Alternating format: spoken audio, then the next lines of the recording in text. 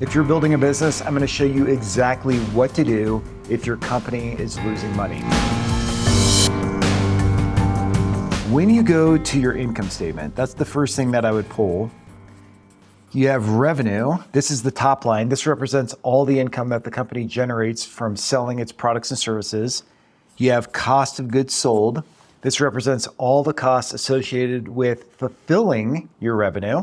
Material costs, labor costs, subcontractor costs, all other direct and indirect costs related to producing your revenue.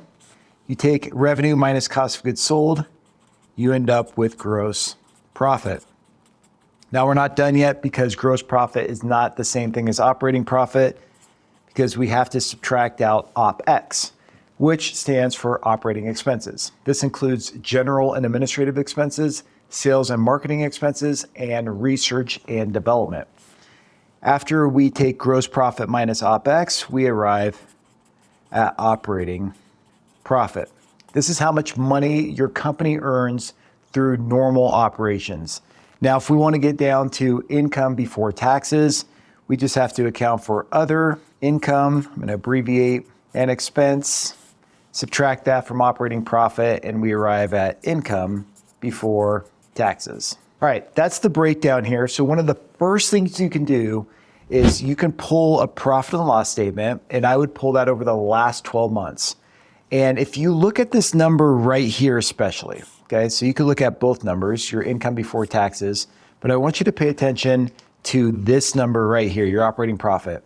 And if it is negative, all right, let's just say it's negative 100, that means that your business is losing money, right? And I'm going to show you exactly what to do to reverse this because I've spent my entire career turning around and growing companies, and I've done that through combining strategy and finance together to drive more value. So I'm going to show you exactly what you can do in your business to reverse this course. Now, maybe you're not losing money, but maybe you're not performing as well as you should be. How do you know if you are, right? So what I would say is when you pull your financial statement, if you look at your profit, right, your profit margin expressed as a percentage of revenue, so if you just take profit divided by revenue, that's going to give you a certain number. Now, let's say you are a contractor and you do this calculation and your profit is 5%.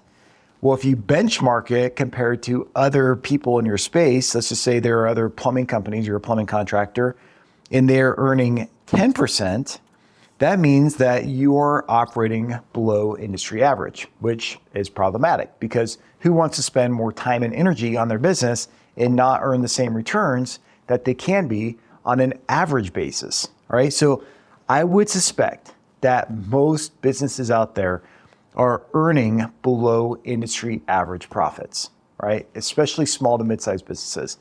So if you're watching this and maybe you're like, I could be earning so much more, but there are issues in my business, okay, I'm going to show you exactly how you can increase this number as well.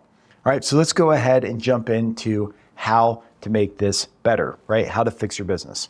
All right, there are 4 levers that I want to go through today. And the first is going to be the best lever to pull, and that's pricing. Now, you're going to want to stick around till the end because at the very end, I'm going to show you where to find a calculator where you can take 2 numbers off your financial statements, just 2 simple numbers, and determine exactly what the impact of each of these levers are on your bottom line. Okay, so stick around for that. I'll get into that here in just a minute. All right, so first we have pricing. Right now, pricing is the best lever to impact your bottom line. So if you're losing money, the first thing I do is look at pricing. Now, there are a couple things with pricing. First of all, most companies, okay, are probably not undercharging their customers. If you're below market and you can raise your prices, then I'd encourage you to do that because it'd be a very quick win. But let's just say you're charging a price that is competitive in the marketplace, then what I would do is I would focus on the value formula. So when price, right here, if this is price and this is value, when price exceeds value, then customers don't buy because they naturally are aware of this gap. Whether they calculate it or not, they're just like, okay, this product is not going to deliver the value that I perceive is more than the price. So they don't buy, and companies do some bad things in order to combat this. When customers do buy, it's when price is here and perceived value is here.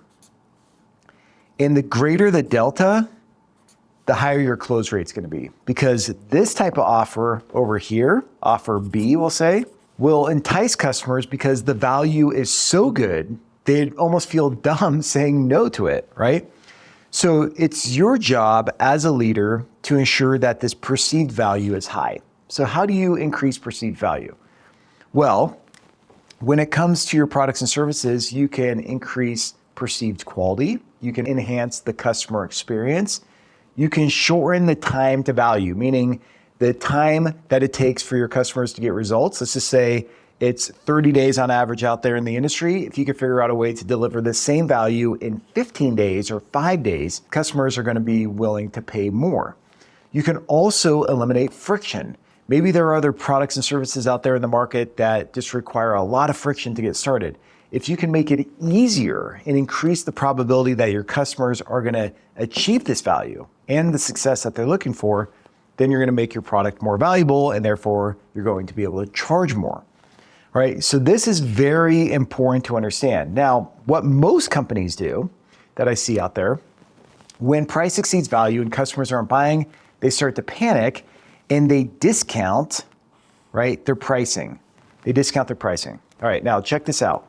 On average, when I did research on the profit levers, there's 4 profit levers, what I found is that pricing, and I'm talking about on average for the general company out there, has a 12% impact on the bottom line. It's like 12.5%. We'll just use nice round numbers here, which means that for every 1% change in pricing, profit would increase by 12%. That's why this is the best lever.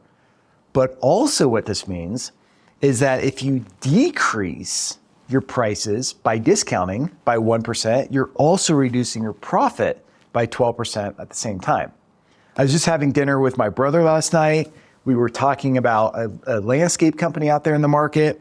They're desperate for work. Okay, they're running out of work. They have this big overhead to feed, and therefore they're discounting their prices. And he's like, yeah, this other company went up to compete with them, and their bid was like $30,000 lower, which normally they're a lot higher.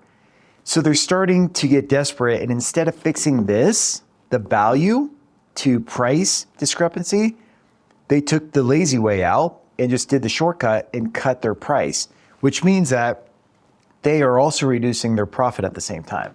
All right, so that's terrible. So getting this right requires strategy. It requires having a go-to-market strategy, ensuring you have product market fit, ensuring that your offer to your customers is so good that they'd feel silly saying no to it. All right, so this is the first thing that I would check. Now, another thing you could do with pricing is you could do bundling. I just had a conversation with another CEO the other day. Let's just say you sell one product here, all right? And this product is $40. And let's just say you have other products right here that are similar in the same classification, and they're $40 each, 40, 40, 40. All right, now if you're at an event and you're selling this product, then volume is the name of the game because you already have the attention of that consumer, of the customer, right? So what you could do is you can bundle these. You can say, look, if you buy all 3 of these, I'll sell them to you for $100. Now you have to understand your gross margin and whether you could do this, but I just want to show you this example of bundling. Now you're selling a $100 bundle versus a $40 bundle. Now in Colorado, I like to ski, and a lot of the ski resorts do this really well. And the way that they do this really well is that you can buy a lift ticket to go skiing for, let's just say, $250. Or you could buy a season pass for $750. Well, in your mind, you're thinking, okay, I only have to go skiing 3 times in order to cover the cost of the annual pass. I'll just buy the annual pass. And guess what? The ski resorts increase their average revenue per customer. And more importantly, they do that by increasing the pricing of their base unit here so then they can bundle everything else together. So going back to this example, you have a product that's 40, 40, 40. You could sell just one individually and just bump this up, let's just say to $60. And then keep your bundle at 100, which would then make the offer so compelling that somebody would almost be silly not to just buy all three of them, because if they buy one, it's 60, or you buy three and you get it for $120. So think about the infomercials on TV. Trust me, they figured out this formula. They spent billions of dollars on marketing and researching this. And that's where you see commercials where it's like, okay, you could buy one squeegee, right, for $5, but wait, there's more. You'll also get 3 other squeegees and a gallon of glass cleaner and these rags and this chamois, whatever it is, right? All for free if you act now. And so they throw in all this stuff and they make the base unit, they anchor them with a higher price, and then they bundle everything else together. You can also have tiered pricing where you have good, better, best, which then allows you to increase your pricing and get more customers into better and best, and therefore increase your profit at the same time. Then customers can opt in for the solution that best fits their needs, while also not losing customers by raising your pricing. All right, so many companies out there, they're afraid to raise their pricing. But like I said, this is the best lever, but you have to do it strategically. All right, you have to ensure that your perceived value exceeds your price. Otherwise, you'll increase your pricing and just lose customers. All right, that's lever number 1. Let's move on to lever number 2. Now, I'll give you the worst lever, right, or the least effective lever next, and then I'll give you some other good ones here. OpEx. Remember, this stands for operating expenses. OpEx is just your overhead. Now, if you decrease your OpEx, then you're going to be able to increase your profit. So maybe you're losing money because your overhead is too fat, or maybe I should say your overhead is too big bone, right? Because you're not supposed to say fat. No, I'm just kidding. All right, so OpEx, what I would do here is I would reduce complexity, right, and waste in the system. So when I was CFO of a $1 billion company, we were losing money when I first came in, and what I did is I wrote on this whiteboard this, simplify. And that was the mantra for my team. I said, I want to look at every single thing we're spending money on from an overhead perspective, and if it's not driving value, or if it's not supporting our overall strategy, we need to eliminate it.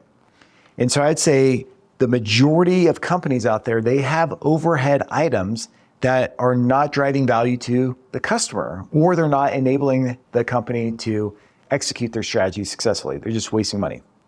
All right, so that's what I do. I'd eliminate simplicity, which your employees will love you for it because it's going to give some of their time back. But then what I would do is I'd go through all your processes, right? All your systems, all your activities, and I would automate everything that you can, especially with AI, incorporate AI into the process. I would optimize. So I would just figure out a way to get the most out of what you're doing. This is where AI is going to give you leverage. Optimization is really about leverage. So automate, optimize, and then outsource. So some companies are spending so much money on whether it's accounting, or maybe it's marketing, or maybe it's legal services, or maybe it's customer success. There are a variety of things that they're spending money on that they can outsource, and a partner could do a much better job at a much more efficient rate than they're doing in-house. All right, so that's what I'll say with OpEx. The worst thing you could do is just go in there and start cutting people.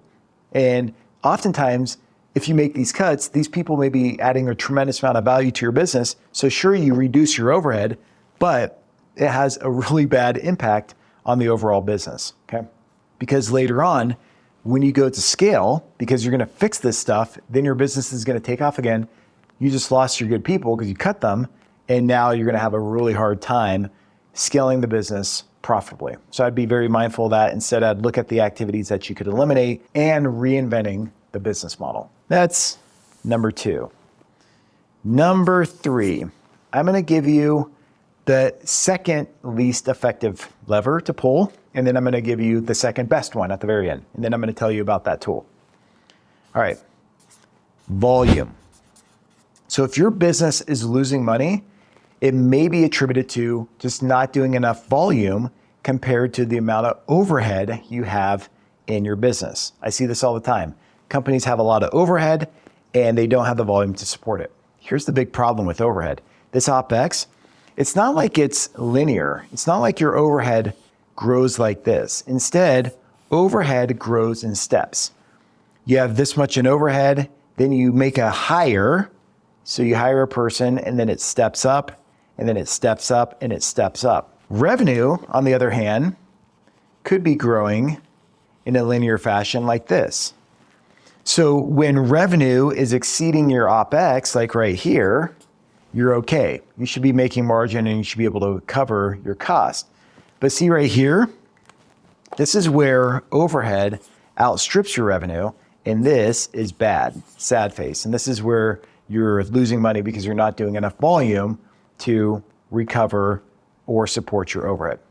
So I was just working with a company last year on this, and when I first started working with them, they had so much corporate overhead because they needed the people to support these functions, but they weren't doing enough volume, right? So what we did is we went out and opened other locations. We scaled the business.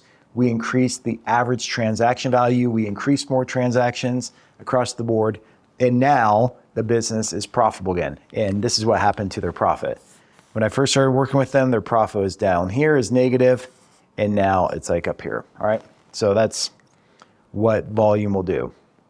I say it's the second least effective lever because if you don't fix pricing, if you don't fix OpEx, and if you don't fix the fourth lever, which I'm going to get into in a minute, then you're just exacerbating the problem. In other words, you're just scaling your problems. So you go to more revenue, but your margins stay the same from a percentage standpoint, and therefore you have slight increases, but it doesn't have the real impact like these other levers. So how do you increase your volume? Well, I would say you have to figure out a better way to get leads. All right. Now, with leads, there's really just a few ways. There are outbound approaches. This is sending cold or warm emails or messages. There are paid ads. You can create content, or you can attend events or host events yourself. What I'll say about this is a whole nother video in itself, but I was working with a company a while back, and we were talking about getting more leads. And so they put a sales manager over this process. And the sales manager went out there and started doing outbound, but then quickly became discouraged. And he's like, Steve, I don't think this is working, right? I have these scripts that I'm following. I'm sending out these videos and these emails, but I'm not getting the responses that I would expect. And I said, well, how many messages have you been sending out over the last 3 or 4 months? And he's like, I've sent out 500. And I was like, 500? You need to be sending out 5,000 or 50,000 or 500,000.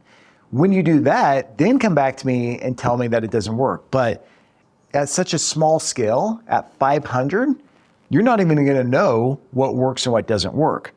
So you have to go out there and do the reps. It's the same thing as going to the gym, right? Imagine I go to the gym, I do 10 curls, and then I leave and I'm like, what the heck? Why are my arms still skinny? I have skinny arms because I do accounting and build financial models. I always joke about that. But it's like, why am I not getting bigger? Yeah, because you went to the gym, you worked out one time, and you think that's going to improve things. You have to do the reps. You have to do, like I said, 50,000 reach outs, and then you'll be able to understand what's working, what's not working, and then you can automate, optimize, you can outsource, you can improve your lead getting mechanism, and then increase your volume. All right, so that's one thing. The other thing that I'll say is going to be a little bit more philosophical. So I like to look at things M to M. Now, the first M stands for mercenaries.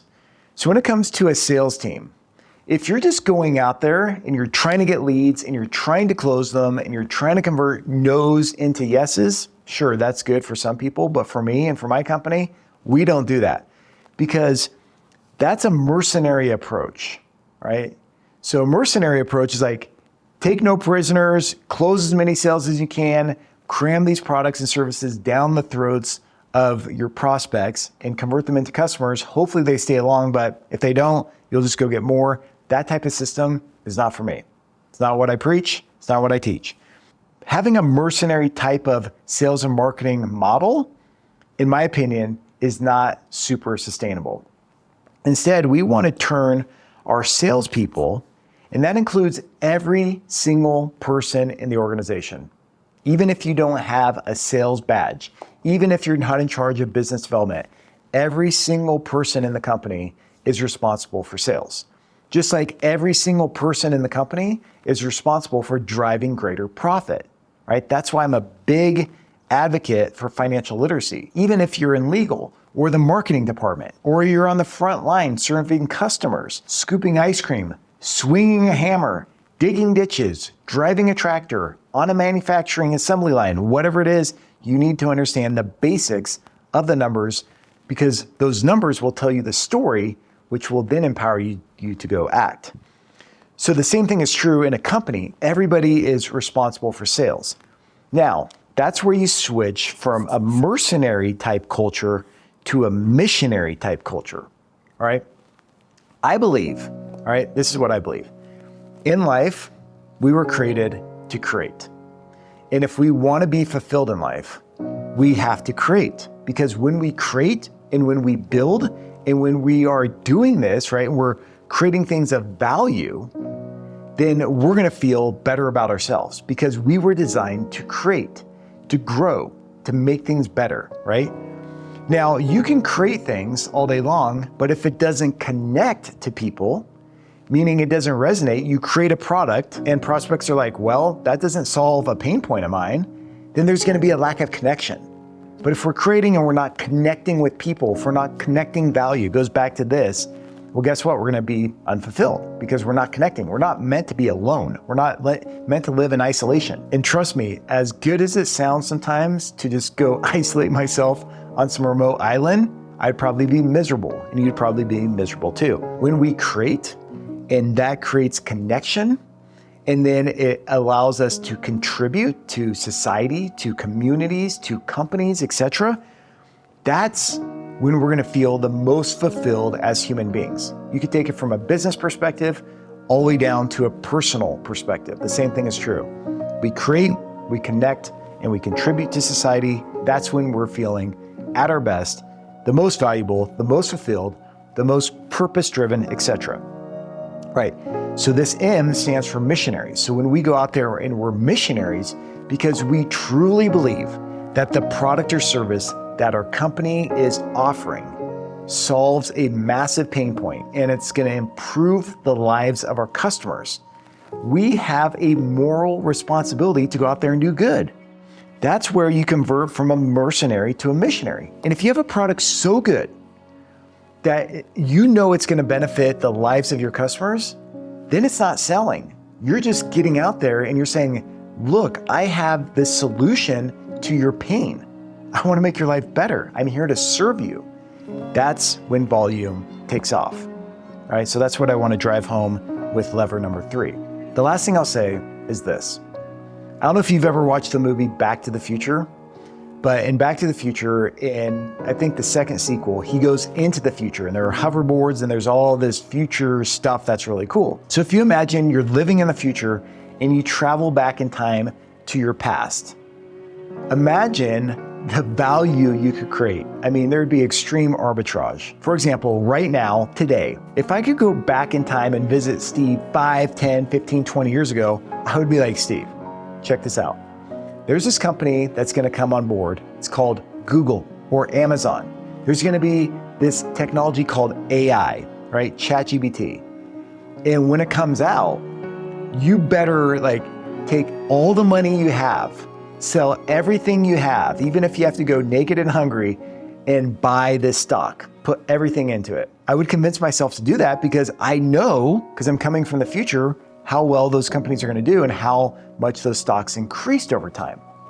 So if I was doing that, how many times do you think I would go back to myself and say, Steve, seriously, I told you, I visited you a week ago. Did you start buying this stock, right? And I would just hound myself. But it really wouldn't be hounding. I would be doing a service to myself because I knew for sure that this would create success. The same thing is true with our products and services. When we truly believe in the value that our products and services are going to deliver to our customers, it's not selling. You're going to them and you're saying, this is going to make your life better. And that's when we become missionaries. And that's how you increase volume. And perhaps your business is losing money because you don't have this culture embedded in your company. All right, last one. Number 4. All right, number 4 is this, cost of goods sold. COGS for short, we talked about that up here. And this involves a variety of things, but there are 2 main things. First, it's renegotiating with suppliers. Let me talk quickly about this. Back in the day when I was running my landscape business, we were doing a lot of volume with our irrigation suppliers, with our nurseries, and with the aggregate suppliers. And what I learned early on was that it was best not to beat up our suppliers. So when I say negotiate with your suppliers, you can do that tactfully. You don't want to beat them down to bare bone margins. And here's why. Just imagine I'm on a job site, right? And my crew runs out of a certain part, an irrigation supply. They're trying to finish this job, but they're an hour away from the supply house. Well, if I beat up my suppliers and I need an additional part to finish this job, and I call them up and say, hey, look, is there any way you can bring this part out to me? They're probably gonna feel that resentment still from me beating them up on their pricing. And they'll say, yeah, we could bring that out next Wednesday. Not helpful. So then I gotta send my foreman to go drive an hour to go get that part and drive an hour back. And guess what happens to the crew while the foreman's gone? Productivity sinks, they don't finish the project, and therefore that impacts my throughput, which I'll get into in a minute, all because I was trying to save a nickel. So just be careful when it comes to negotiating with your suppliers. Don't beat them up too much. Make sure it's friendly. And hey, maybe you are in a commodity market and supplier relationships don't matter. If that's the case, then yeah, go for the lowest cost for you. But I would just say, be careful of that. The next thing with cost of goods sold is going to be your labor, right? And labor is typically the biggest expense in a business. In fact, it makes up about 30 to 50% of a company's cost structure typically. And when it comes to labor, really what you're trying to do is optimize throughput. Now, throughput can be measured in 2 ways: by taking gross margin or revenue and dividing it by some element of time. I'll just say an hour. So you have gross margin or revenue divided by an hour. And the key here is to maximize your throughput. Now, if you measure gross margin, that's the best way to measure throughput, but you're not going to know your gross margin typically until a few weeks after the month's closed. So that's why I like revenue, because it could be in real time. Everybody could understand this. What gets measured gets managed. Just by measuring throughput, you're going to improve throughput. I've seen it over and over again. But here's the deal. You can optimize labor by training your employees, by upskilling them, by investing in better equipment, by adopting technology, by eliminating friction along the way. All right, so I would be focusing on labor, and I'd measure that through throughput or return on labor, which is just NOPAT, net operating profit after tax, right here, right? This is your net divided by labor, and I'll give you your return on labor. Just to quantify this, a 1% decrease in cost of goods sold will have a 7 to 8% impact on the bottom line. And now you have the 4 levers. So if you're running a business, your business is losing money, you know exactly the 4 areas that you can focus on to turn things around and in which order. Now, as a bonus, if you want to know exactly for your business, customized to your business, what impact each of these levers will have on the bottom line, in other words, a 1% increase in pricing, a 1% decrease in OpEx, a 1% increase in volume, and a 1% decrease in cost of goods sold. If you want to know what the numbers are, so you can communicate that to the team and make better strategic decisions, you can get that tool. I'll show you where to get that here in just 1 minute. But imagine the power of that. If you can say to your team, look, for our company, if we increase pricing by 1%, it'll have an 18.3% impact on the bottom line. If we reduce our overhead though, it will only have a 4.6% increase on the bottom line. I'm just making these numbers up, but you can see the power in specificity. If you want the specificity, which I highly recommend, go to Coltivar.com, navigate to the tools page, and look for the levers of profit calculator. There's a video on that page where I walk you through exactly how to use the tool, but you're gonna compute your cost of goods sold as a percentage of revenue, your OpEx as a percentage of revenue. You'll input it into the tool. Those are the only 2 numbers, super easy, and it'll spit out exactly what your levers are and the impact they'll have on your bottom line. All right, it's free, it's easy. I can't make it simpler for you, right? But just go there, Coltivar.com, and check out that free tool I've prepared for you. All right, that's it. Now you're empowered. If your business is losing money, stop, fix it. And if you're not earning the profit that you deserve, now you have the exact roadmap to go in there and turn things around. All right, if you need help with any of this, or if you ever want to talk strategy, you can always connect with us or with me at Coltivar.com. All right, until next time, take care of yourself. Cheers.